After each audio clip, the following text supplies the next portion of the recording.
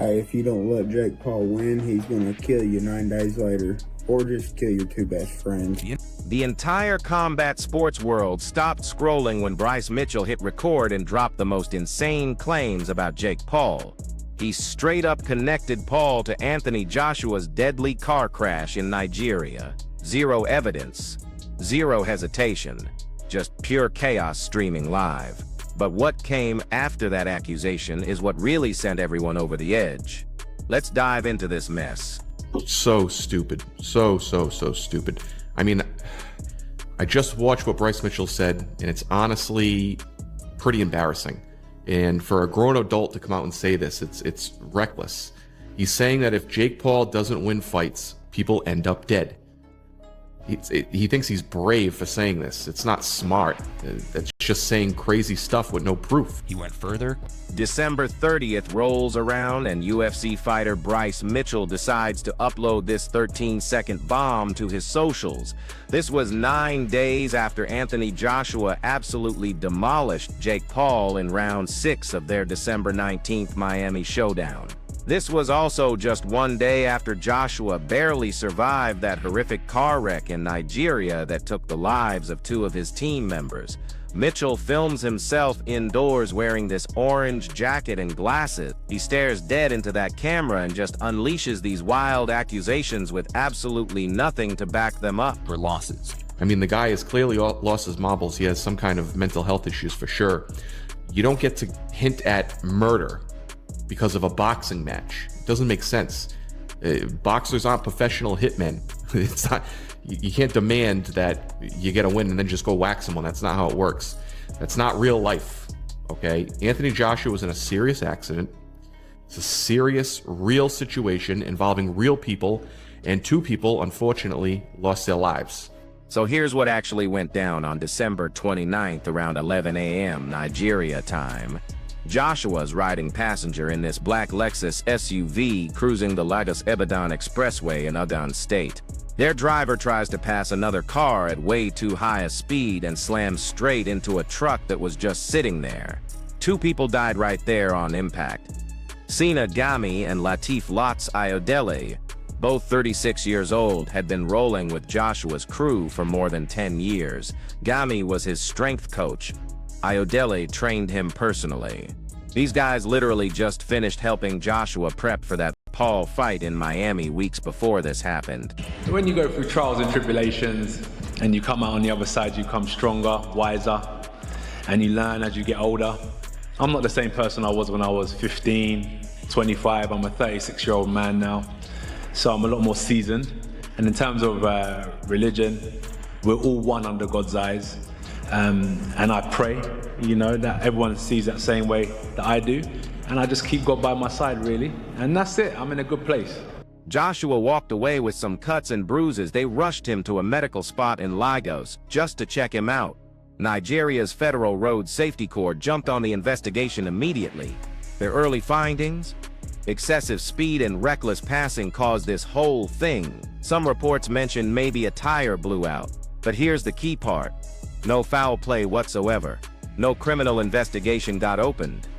Nigerian President Bola Tinubu personally reached out to Joshua in the hospital and publicly honored the victims while sending love to their families. This is, the Giants versus the Patriots, 2007. I mean, the list goes on, but the odds are stacked against me. There's no sporting teams in history that have gone together where it's this big of a difference in terms of skill, experience, resume, height, weight, etc. So this is going to be the biggest upset in the history of sports, and you guys get to witness it, and I get to witness it, and thank God. God is guiding me, Jesus is guiding me, and it's all in His glory in their name. So, this is just a special moment that we all get to be a part of. Amen. Jake Paul actually posted something pretty respectful on X about the whole situation. He said life matters way more than boxing and that he was praying for everyone affected by this terrible accident. Then Mitchell drops his video. But he doesn't just stop at blaming Paul for the crash. This dude goes completely off the rails. He starts attacking Logan Paul too, calling both brothers fake Christians who claim they love Jesus but post inappropriate content all day. He says they called him racist and evil. He claims the Paul brothers fix all their fights and that Joshua refused to throw the December 19th fight even though they offered him massive money to lose. Look, that guy did great for someone who's been boxing for like less than a decade. He has had no real professional opponents other than Tommy Fury that were legitimate world-class boxers. I don't even remember what happened in the Tommy. He lost a close decision, but it was a good fight. It was a good fight, though. He's a good boxer. If he wasn't a YouTuber, people would be way more impressed with him. This thing exploded across the internet instantly. Combat sports media called his claims absolutely disturbing and completely outrageous. Social media users started questioning if Mitchell had brain damage from fighting. People flooded X demanding the UFC step in and do something. One content creator summed up what everyone was thinking when he called Mitchell's statement embarrassing and totally reckless for any grown person to make. This sport has helped me so much in my life. I think my jaw is broken, by the way, so it's definitely broke. But, man, that was good. Nice little ass whooping from one of the best to ever do it. So I love this shit, and I'm gonna come back and get a world championship belt at some point. Are you surprised you went 6 rounds with the former 2-time unified heavyweight champion? Honestly, I'm not surprised. I just got tired. Multiple people started seriously questioning Mitchell's mental state and pointing out the obvious fact that boxers aren't professional killers who eliminate people. The timing created this absolutely toxic situation. Here's a boxer who just won the biggest fight of his recent career. 2 of his closest friends died just days later. And this UFC fighter who's known for conspiracy theories decides to publicly connect these tragic events. Don't do this very long, because there's a price that you pay that is not worth it. Yeah. It's not worth it. And that price is depression, deep depression, a severe brain imbalance that's going to lead you to addiction. It leads so many people to impulsive behavior. So many people become gambling addicts, drug addicts, alcoholics after their fighting career. Yeah. It's you could only take so much. And at a certain, like that one that he got from Joshua, ooh. You know, say if you have like a punch card, you have like so many punches that you can get in your life, which I believe you do. This wasn't Mitchell's first time stirring up major controversy. It wasn't even close to his most extreme public statement, but this was definitely his most direct accusation against a real person in connection with actual human deaths. To really understand why Mitchell made these insane accusations, we need to look at what happened 9 days earlier in Miami. The fight that supposedly triggered this alleged revenge plot. So as far as I'm aware, what actually happened was that the driver was undertaking and trying to get ahead of the vehicle ahead, and in the process crashed into a stationary truck. So this is on a highway in Lagos, and they were heading towards a nearby village to visit some of AJ's relatives. The showdown between Jake Paul and Anthony Joshua on December 19, 2025 represented everything that divides people about today's boxing world. You had this YouTube star with a 12-1 record stepping into the ring against a 2-time unified heavyweight champion who had Olympic gold and 26 knockouts and 29 victories. The promotional campaign treated this like it was a war for boxing's entire future. Paul positioned himself as the guy shaking up the old guard and challenging the traditional gatekeepers. Joshua played his part as the legitimate champion who needed to shut down what most people saw as a complete circus that had invaded the sport. Evacuate, but it's because they obviously don't have the capacity for those emergency services to arrive so quickly. From what I've heard and read, he's now been, brought back to the UK. Oh, is he back? Yeah, in the UK, that's really? what I've heard. Yeah, feel free to correct me if I'm wrong, but that is from my understanding. The fact that he was able to fly suggests that the injuries may not have been too bad. Yeah. Because if you're not in a physically conditioned to fly, then they won't let you fly. Netflix streamed the whole thing exclusively, continuing their big push into live combat sports after the Paul Tyson event earlier that year. Projections had viewership hitting over 60 million households worldwide. Miami's Kaseya Center sold out completely with tickets starting at $50. The betting odds were absolutely brutal against Paul. Joshua opened as a -1,000 favorite at the major sports books, which meant you had to bet $1,000 just to win 100. Paul sat somewhere between +700 and +100 as the underdog, basically giving him maybe a 10 to 15% shot at winning. But here's the crazy part. 83% of all bets at DraftKings went on Paul because casual fans were chasing that massive potential payday. My heart goes out to him. And the mental and the trauma and all that, he's going to be reliving that, because not only did he lose his 2 friends, he was actually there. He survived that, so there's going to be all the survivor's guilt that comes with that as well. Then there's a processing of how it all happened, reliving it, going to bed at night. That will be playing through his mind all the time. Critics were calling this thing a complete mismatch before they even rang the opening bell. Joshua stands 6'6" with an 82-inch reach compared to Paul's 6'1" frame and 76-inch reach. Joshua had been in there with elite heavyweights like Wladimir Klitschko, Alexander Usyk, and Francis Ngannou. Paul built his whole record mostly fighting aging legends and MMA guys crossing over to boxing. At that final press conference, Joshua talked about being this seasoned 36-year-old who had been through all kinds of trials and grown from them. You don't know how this is going to affect him going forward. I mean, obviously, time does heal. I mean, I've been there. I've suffered personal tragedy very, very close to me, and it takes you a long time to get over it. So I just hope he's going to be all right. I mean, forget about the boxing for 1 minute. Some people are suggesting he may never box again. Some people are saying that he may use this as a way to get over this and maybe try and win a world title and dedicate it to the people that was affected. You just don't know how it's going to play out. Paul kept that same cocky energy despite the terrible odds, comparing the potential upset to some of the greatest shocks in sports history. When that first bell rang, Paul went with this running strategy that frustrated Joshua and annoyed the crowd. He kept circling along the ropes, grabbing Joshua in clinches whenever he got close, and sometimes he dropped to his knees in moves that looked more like wrestling takedowns than actual boxing.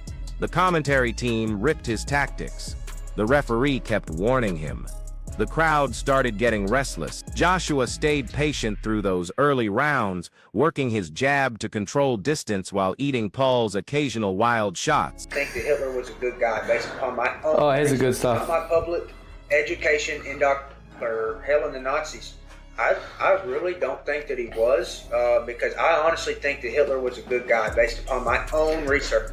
That size difference became more and more obvious as the fight went on.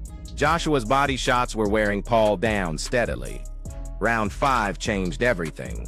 Joshua dropped Paul twice, first with this body shot uppercut combo, then with a quick 1-2 flurry. Paul survived, but you could see the damage was adding up.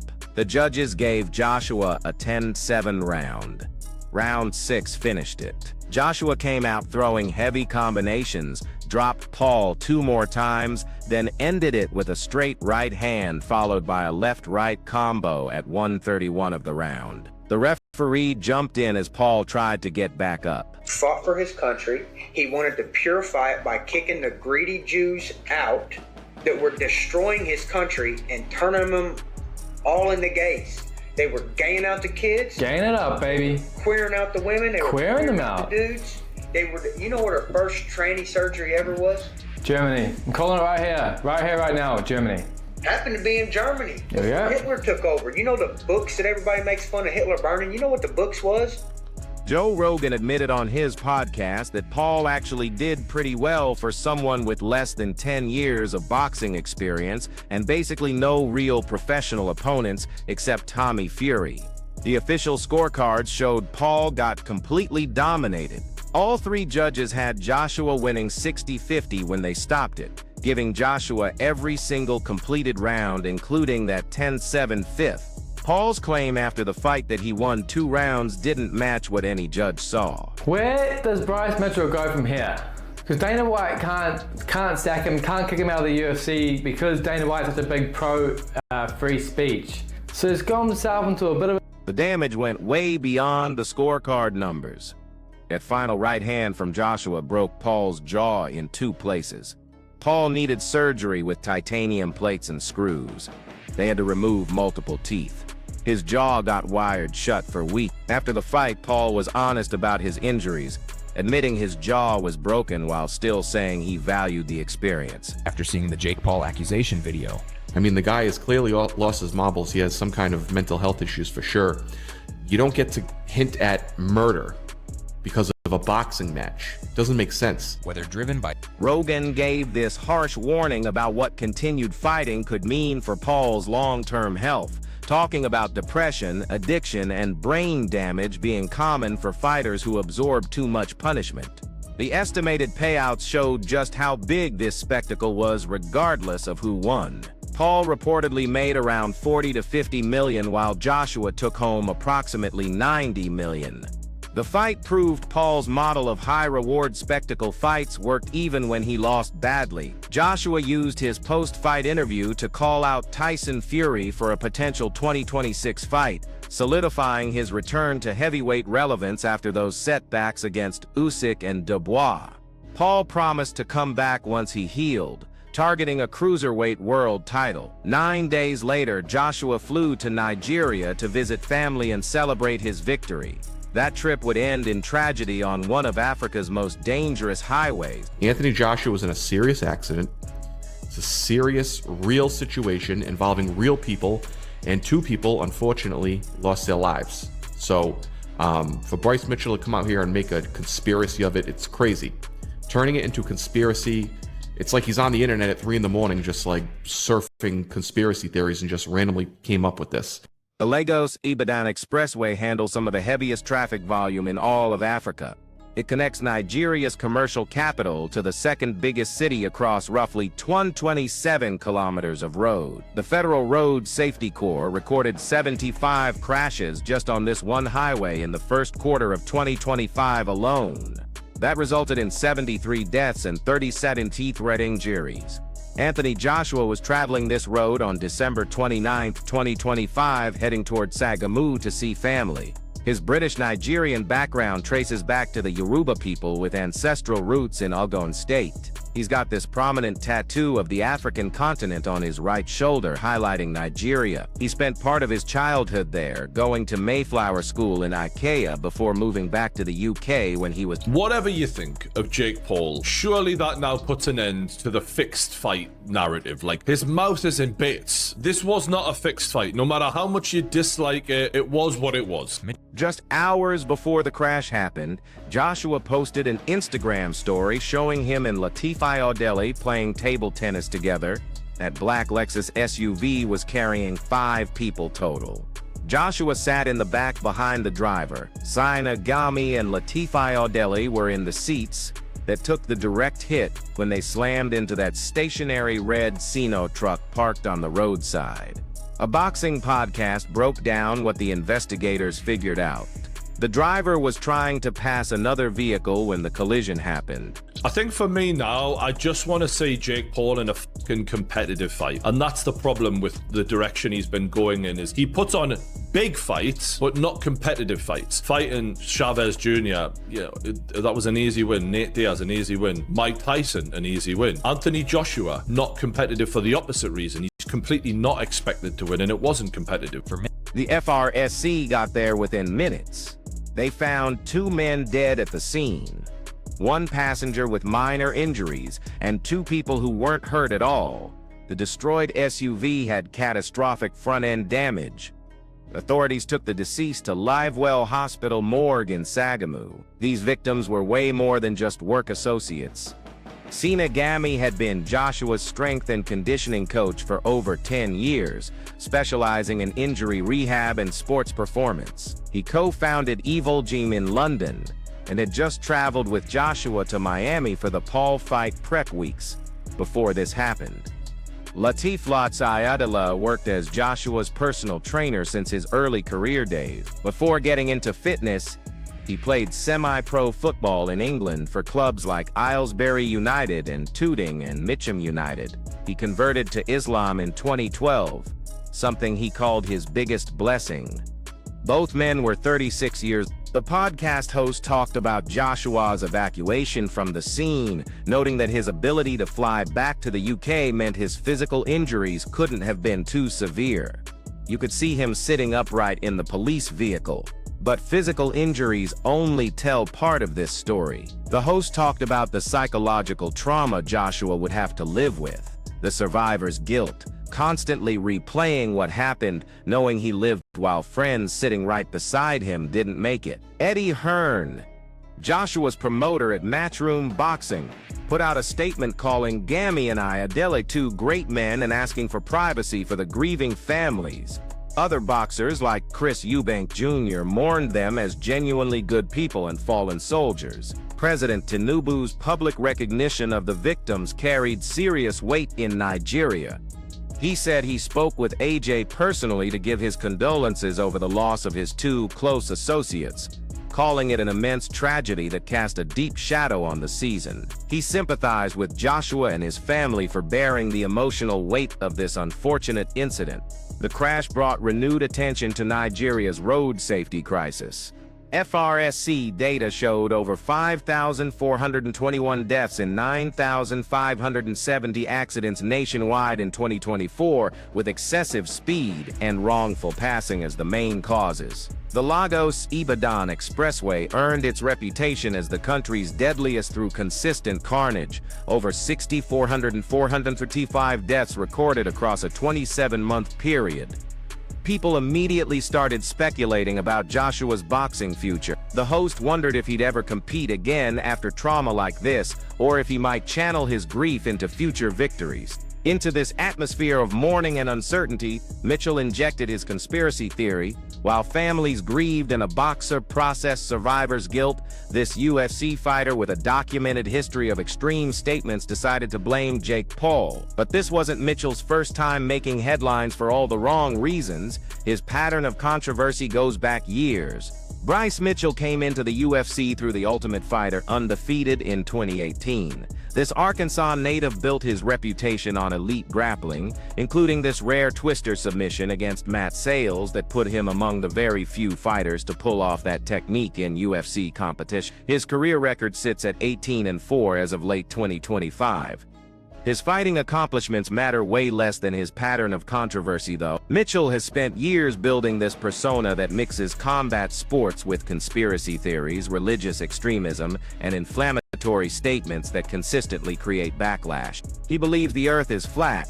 He's challenged Joe Rogan to debates about it. He claims gravity is a hoax. He promotes anti-vaccine views, connecting them to government control and various health problems. He homeschools his son to avoid what he sees as indoctrination in public schools. In January 2025, Mitchell's podcast, Arkansas, aired what became his most notorious episode. On camera, he stated that based on his own research, he believed Hitler was actually a good guy. He went deeper into his reasoning, claiming Hitler fought for his country and wanted to purify it by removing Jews and burning books about homosexuality. UFC CEO Dana White responded publicly, calling Mitchell's statements dumb, ignorant, and beyond disgusting. However, White cited free speech principles and refused to discipline Mitchell, suggesting fans could watch him get beat up in the octagon instead. Mitchell posted an apology on Instagram, clarifying he's definitely not a Nazi. Then in December 2025, around Christmas, he doubled down, saying he had no regrets about the statements, calling his intelligence a curse. The commentator highlighted the awkward spot Dana White found himself in, unable to fire Mitchell despite the outrage because of his public commitment to free speech. Mitchell stays tight with Jake Shields, a former UFC fighter turned far-right commentator. The two train together, appear on each other's podcasts, and publicly back each other through controversies. Shields defended Mitchell after Dana White's criticism and shares similar views on conspiracy theories, vaccines, and mainstream narratives. Mitchell's recent fighting career shows mixed results. He took a first-round knockout loss to Josh Emmett at UFC 296 in December 2023, and a second-round submission loss to Joni Silva at UFC. He bounced back with a unanimous decision victory over Saeed Nurmagomedov on July 26, 2025, surviving an early knockdown to grind out a win through grappling control. Some people speculate about CTE affecting Mitchell's increasingly erratic public statements. Research from Boston University shows over 90% of examined former NFL players had chronic traumatic encephalopathy, with similar findings coming out in boxing and MMA. Symptoms include impulsivity, paranoia, mood swings, and delusional thinking.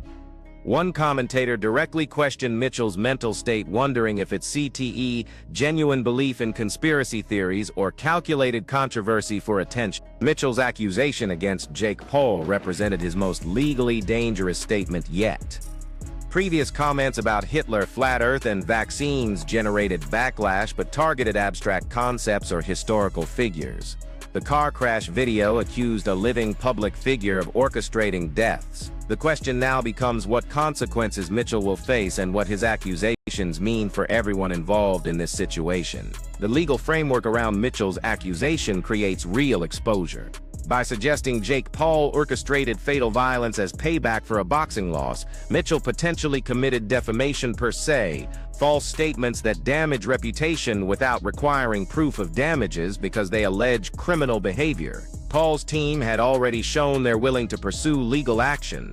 After the Joshua fight, Paul announced he was going after critics, claiming the bout was rigged, pointing to his broken jaw as if it was real. Mitchell's accusations go way beyond fight-fixing claims into territory alleging murder. For a defamation case to work, Paul would need to show Mitchell's statements were false, made with actual malice or reckless disregard for truth, and caused harm to his reputation. The complete lack of evidence supporting Mitchell's claims strengthens any potential case. Nigerian authorities blamed the crash on road conditions and driver error. No investigation into foul play was opened. No evidence connected Paul to any part of the incident. The ethical aspects go beyond legal risk. 2 men are dead. Their families are grieving. Joshua watched friends die in a crash he survived. Mitchell turned this tragedy into social media content without caring about the human cost of his words. One commentator captured the frustration shared across the combat sports community, calling out Mitchell for turning a real tragedy involving real deaths into conspiracy content. Demands for UFC discipline got louder after the video dropped. Fans argued the promotion had tolerated too many of Mitchell's inflammatory statements without consequences.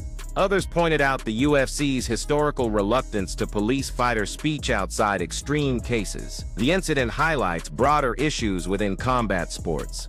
Conspiracy theories have infected the industry for decades, from fixed fight allegations dating to boxing's earliest days, to modern claims about Paul's opponents. The intersection of celebrity influence, massive paydays, and social media amplification creates perfect conditions for speculation regardless of evidence. Jake Paul himself sits at the center of this ecosystem. His career generates controversy by design. Critics have accused him of cherry-picking opponents since his first professional fight. Former UFC champion Michael Bisping called him a coward for targeting aging legends and undersized opponents. These legitimate criticisms about matchmaking get mixed up with baseless conspiracy theories about scripted outcomes. The fixed fight narrative continued even after Joshua's dominant victory. A YouTuber pointed to Paul's shattered jaw as definitive proof that the fight was real, arguing the injury should end any rigging speculation. Mitchell's accusations represent the extreme end of this speculation. When any negative outcome can be blamed on conspiracy, evidence becomes meaningless. 2 men die in a car crash caused by road conditions, and it becomes assassination. A boxer loses because his opponent outweighed him by nearly 50 pounds, and it becomes proof that someone will die if he doesn't win. The MMA boxing crossover era amplified these dynamics. Paul's model of fighting spectacles over competitive matchups generates engagement but also skepticism. Every mismatch, whether good or bad for Paul, fuels theories about authenticity. His Netflix deal brought combat sports to audiences unfamiliar with the sport's norms, creating new generations of fans and critics at the same time. One YouTuber said what many fans want to see going forward: competitive fights that actually test Paul's abilities rather than spectacles heavily stacked in either direction. For Mitchell, what happens next remains unclear. The UFC has shown no sign of punishment despite the controversy. His pattern suggests he might double down on the accusations or move on to completely new provocations. His connection with fringe figures like Jake Shields provides an echo chamber that reinforces rather than challenges his views. For Joshua, recovery goes beyond physical injury. The emotional toll of losing friends who had been with him for over a decade, of surviving a crash that killed people sitting beside him, is impossible to process easily. His boxing future remains unclear, with talk of a 2026 Tyson-Fury fight now overshadowed by questions about whether he will or should return to competition. For Paul, the incident adds another chapter to a career defined by controversy. He recovers from a broken jaw while facing baseless murder accusations from a UFC fighter he's never even met. His response, prayers for the victims rather than engaging with Mitchell's claims, showed unusual restraint for someone who built his brand on feuds. The families of Senagami and Latifi Adele got the cruelest treatment of all. Their grief became content for a conspiracy theory. Their loved ones' deaths became evidence for an accusation with no foundation in reality. The social media and engagement machine transformed tragedy into controversy without any pause for basic human decency. Combat sports will keep generating conspiracy theories. Jake Paul will keep generating controversy. Bryce Mitchell will probably keep making inflammatory statements. The question is, what accountability exists when speculation crosses into accusation and tragedy becomes content? Thanks for watching. If you want to see more content like this, check out the videos on your screen right now.